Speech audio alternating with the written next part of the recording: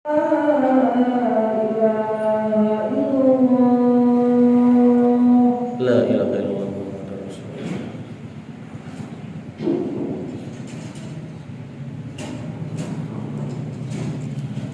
Innal hamdalillah salatan wassalaman ala Rasulillah wa ala alihi wa sahbihi rasulillahi ajma'in.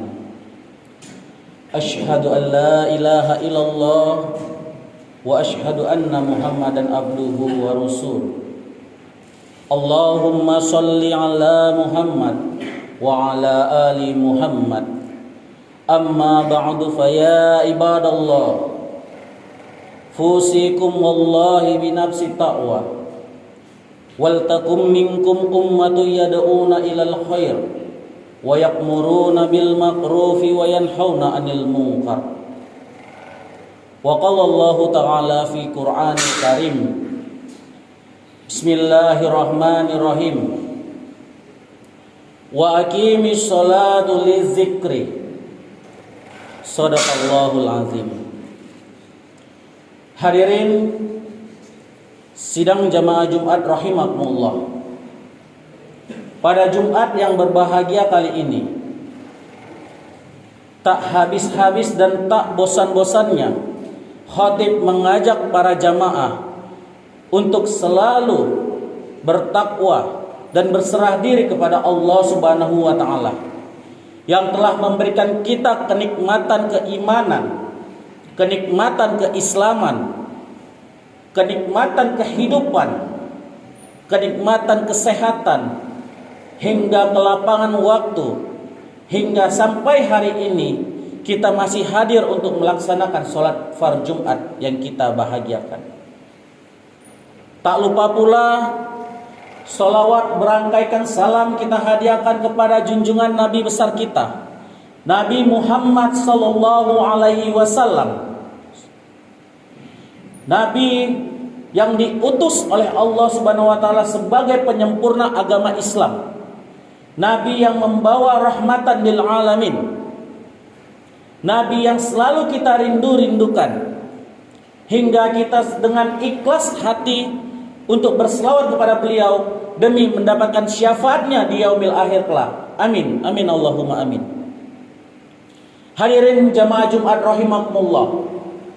Pada Jumat yang berbahagia kali ini, khatib akan membahas sebuah 5 pilar keimanan untuk memperkuat keimanan kita agar tidak tergoyangkan, agar tidak mudah dihancurkan oleh orang-orang yang zalim, oleh orang-orang yang suka berbuat maksiat, oleh orang-orang kafir yang mengajak kita dalam kemungkaran. Jamaah Jumat rahimakumullah. Dalam Islam kita memiliki 5 pilar. 5 pilar ini sering kita sebut dengan yang namanya rukun Islam, yang dimana ketika kita dilahirkan ke muka bumi ini, ayah dan ibu kita, terutama ayah kita, mengucapkan syahadat di telinga kita, mengajarkan kita asyhadu alla ilaha illallah, yang artinya tiada Tuhan selain Allah. Bahwasanya di situ ayah kita menyuruh kita untuk bersaksi tentang keimanan, tentang ketauhidan, memperkuat diri kita bahwasanya tiada Tuhan selain Allah, bahwasanya Allah itu benar-benar Tuhannya kita. Wa asyhadu anna Muhammadar Rasulullah, bahwa Muhammad adalah utusan Allah. Yang dimana pula yang kita imani, yaitu iman kepada nabi-nabi Allah, terutama Rasulullah Muhammad SAW adalah nabi yang kita imani, bahkan yang kita selalu berselawat untuknya. Itu adalah pilar pertama dalam kehidupan kita. Pilar yang kedua, yang selalu kita sepele-pelekan, yang selalu kita abai-abaikan, padahal di yaumil akhir mahsyar kelak itulah yang pertama kali dihisab, yaitu pilar solat. Padahal Allah sudah menjelaskan dalam Al-Quran surat Toha, wa aqimi sholatu li zikri, maka dirikanlah solat agar engkau mengingatku, kata Allah. Artinya apa? Kita solat bukan karena kemauan kita. Kita solat bukan karena ada waktu, tetapi karena untuk menguatkan keimanan kita kepada Allah Subhanahu wa Ta'ala. Meskipun kita seorang pemaksiat, meskipun kita seorang penjudi, meskipun kita seorang pembohong, pendusta, orang-orang munafik, tetapi tetap kita lakukan solat. Solat. Rasulullah SAW bersabda dalam hadisnya, wahai Abu Zar, dirikanlah engkau solat, bukan semata-mata engkau kemauanmu, tetapi di antara rukukmu pasti ada satu yang khusyuk. Bahkan seorang pendosa sekalipun mendatangi Nabi, ya Rasulullah, sesungguhnya aku seorang yang bermaksiat. Ya Rasulullah, aku orang yang mabuk-mabuk. Ya Rasulullah, aku orang yang hobinya berjudi. Apa kata Rasulullah? Engkau bermaksiat silakan, tapi janganlah engkau lupakan sholat. Mengapa demikian Nabi katakan itu? Suatu saat engkau akan bosan berbuat maksiat dan engkau akan beriman kepada Allah, dan engkau akan menguatkan keimananmu kepada Allah. Sesungguhnya dalam engkau sholat, di situ ada taubatanmu kepada Allah. Ya ayyuhalladzina amanu tubu ilallahi taubatan nasuha. Wahai orang-orang beriman, taubatlah engkau dengan taubat yang sebenar-benarnya.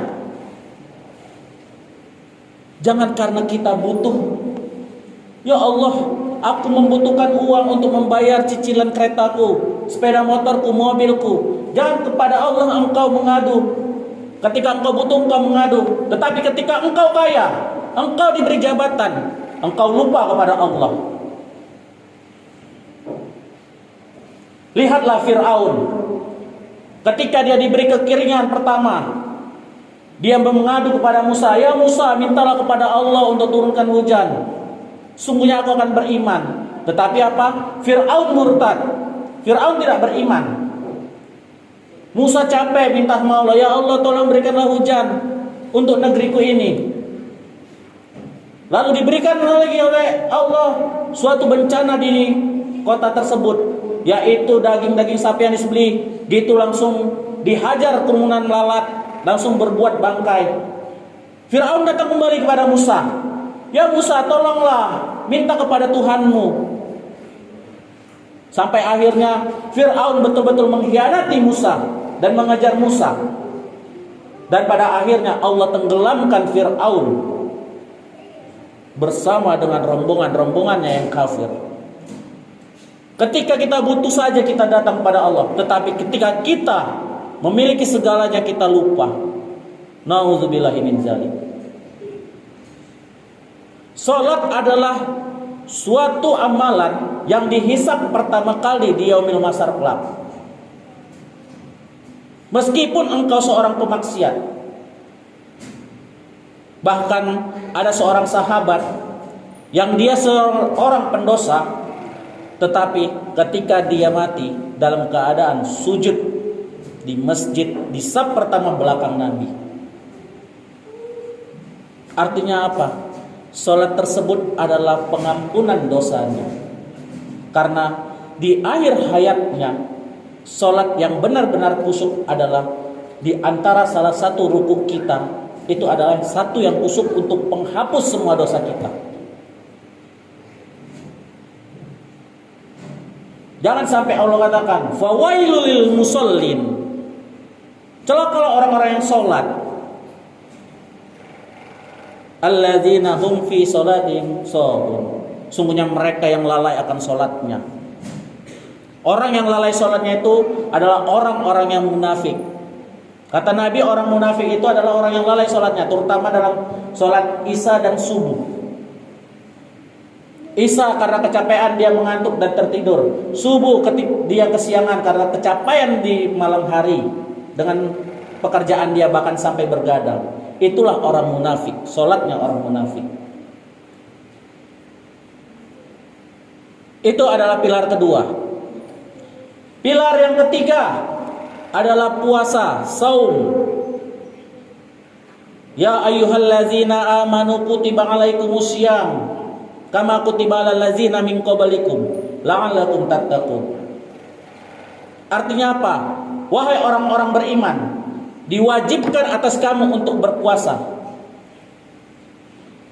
agar kamu menjadi orang yang bertakwa. Artinya ketika kita berpuasa, bahwasanya itu adalah sebuah pengikat keimanan, menjadikan diri kita adalah orang yang bertakwa.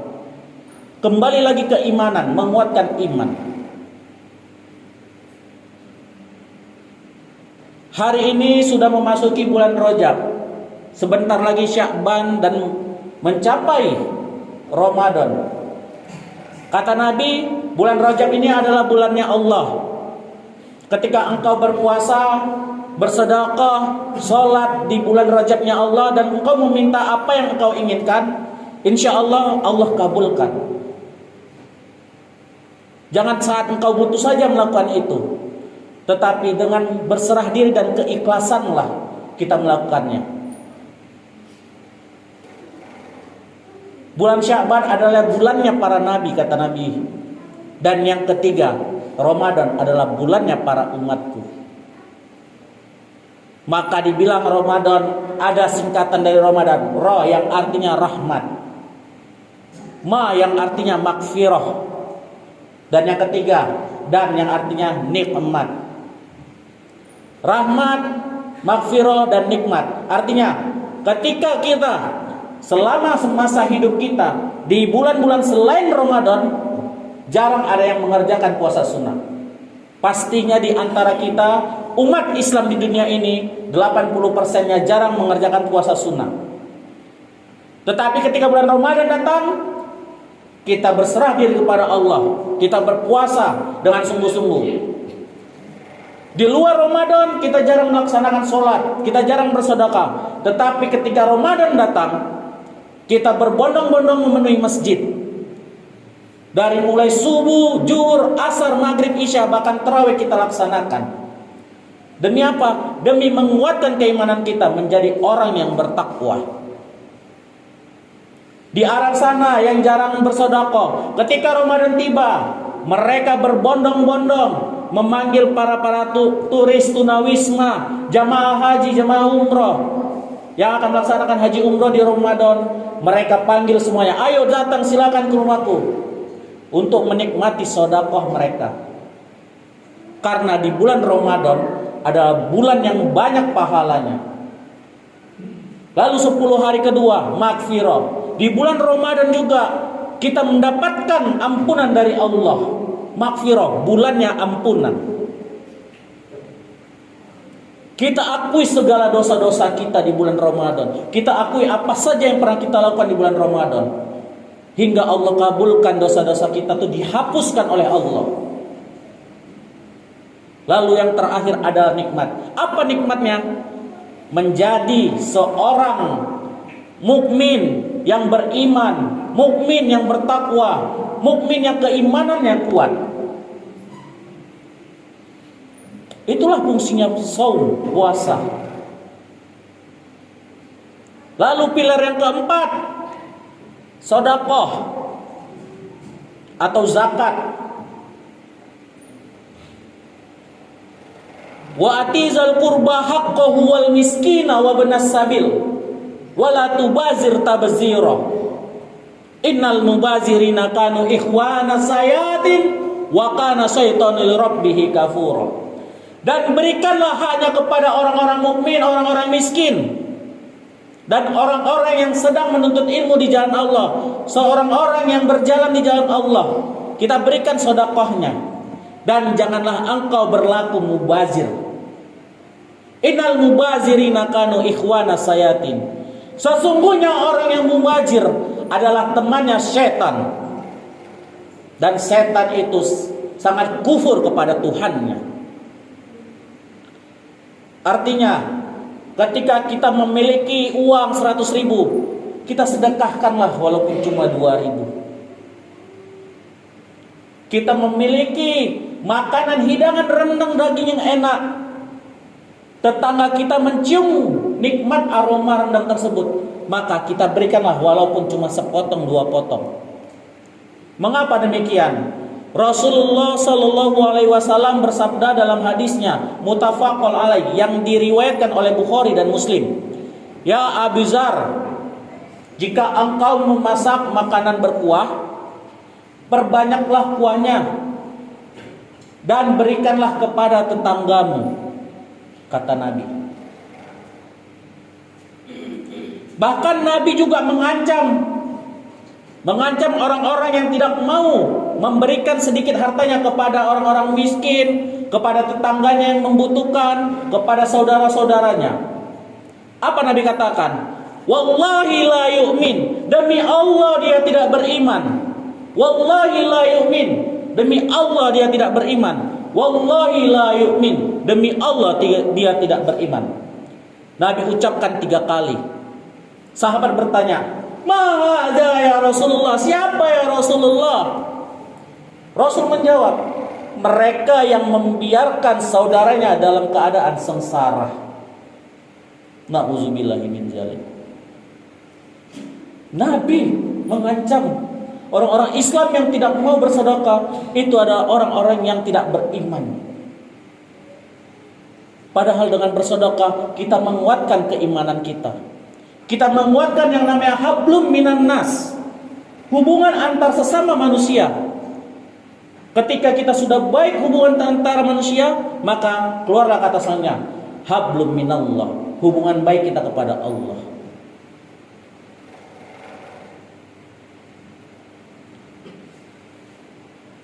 Itulah makanya kita harus bersedekah. Jangan kita pilih-pilih bersedekah kepada siapa, tetapi kita juga harus melihat kepada siapa kita bersedekah. Contoh, kita mempunyai uang 500 ribu, kita berikan kepada saudara kita yang pengangguran 100 ribu.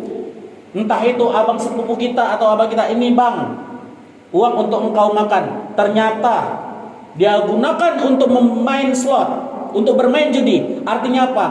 Dengan kita bersedekah tadi kepada dia, kita mendukung dia untuk berbuat kemaksiatan, yaitu dengan berjudi. Akan tetapi berbeda ceritanya jika kita tidak tahu sama sekali apa yang diperbuat dia. Insya Allah itu menjadi pahala untuk kita, tapi dengan alasan kita tidak tahu. Tapi kalau kita tahu uang itu digunakan untuk berjudi, maka kita telah mendukung dia untuk berjudi, berbuat suatu kemaslahatan, mengajak dia, kita ikut dengan dia untuk ikut dalam berjudi tersebut. Karena apa? Ketika dia menang, dia jackpot, pasti dia, "Nih Dek, untukmu." Pasti dia akan memberikan uang itu untuk kita ketika kita tidak ada duit. Itu adalah dosa yang tidak disukai oleh Allah. Dan yang terakhir, pilar kelima adalah menunaikan ibadah haji. Bagi kita semua yang siap dan mampu untuk melaksanakan ke Baitullah, ke Mekah sana. Tetapi ketika kita belum siap, maka Allah ringankan dengan cara kita menyembelih hewan kurban. Itulah mengapa 5 pilar ini ketika kita tunaikan, menjadikan diri kita lebih bermakna, menjadikan kita lebih tawaduk lagi, menjadikan diri kita lebih rendah hati. Karena apa? Keimanan kita betul-betul sangat kuat, hingga orang lain mengajak, "Hai, ayo kita nonton di sana. Hai, ayo kita minum kopi di sana." Artinya apa? Kalau kita masih mau mengikuti hal seperti itu, berarti keimanan kita belumlah kuat. Tetapi ketika kita diajak, apa jawabannya? "Maaf, saya segera ke masjid, saya ingin melaksanakan sholat sunnah dan fardu. Artinya apa? Keimanan kita sudah tidak lagi bisa digoyangkan. Ketika rekan kerja kita mengajak, yuk kita duduk di sana, kita sarapan. Padahal kita berniat dari hati, pergi melangkah keluar rumah untuk bekerja untuk anak istri. Tapi kita masih mau mengikutinya, berarti keimanan kita belumlah kuat. Jika keimanan kita sudah kuat, dia akan menjawab, maaf, aku di sini untuk bekerja untuk anak istriku. Ada sebuah penolakan yang halus demi tidak terjadinya kemaksiatan, demi tidak terjadinya mabuk-mabukan, demi tidak terjadinya perjudian dan lain sebagainya. Itu semua banyak mudaratnya. Bahkan kita duduk di tempat kopi, pasti kita lupa waktu, kita ngobrol dengan teman-teman kita.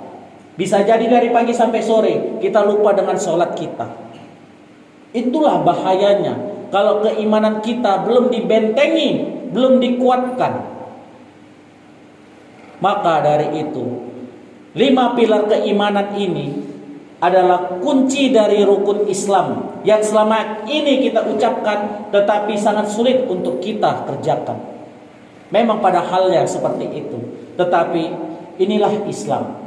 Ketika kita telah menguatkan kelima itu, maka sempurnanya rukun Islam menjadikan diri kita benar-benar orang yang mukmin, orang-orang yang bertakwa kepada Allah.